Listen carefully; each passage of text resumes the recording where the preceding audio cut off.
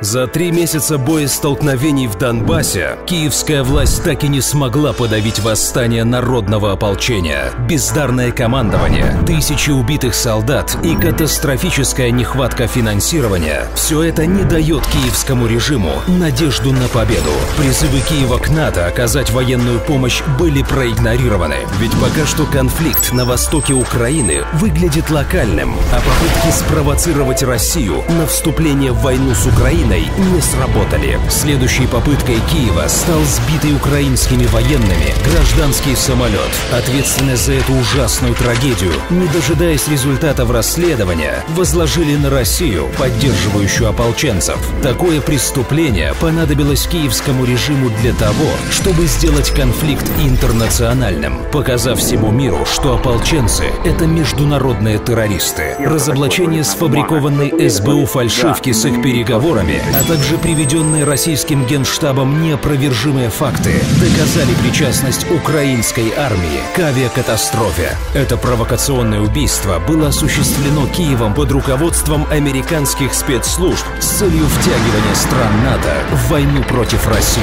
Но зачем американцам эта война? Затем, чтобы поправить свои экономические проблемы, ровно так же, как они делали это в Первой и Второй мировых войнах. Обвинение России в агрессии позволяет ввести финансовые санкции, замораживающие активы российских структур, что позволит списать сотни миллиардов долларов и облегчить запредельное долговое бремя США. Нарушенные экономические отношения с Россией ухудшат состояние европейской экономики, ослабят ее положение в конкурентной борьбе с Америкой, а дестабилизация банковской системы будет стимулировать отток капитала в США для поддержания долларовой пирамиды. Втягивание европейских стран в войну с Россией усилит их политическую зависимость от Америки, что облегчит американцам навязывание ЕС выгодных для Соединенных Штатов решений. Благодаря войне американский военно-промышленный комплекс получит много заказов, экономика США будет процветать, а тем временем ослабленную от войны Россию будет легче взять под контроль, как это уже было в лихие 90-е. Таким образом, уничтожив основных конкурентов на мировой арене, у Америки будет стратегическое преимущество в борьбе за глобальное лидерство с Китаем.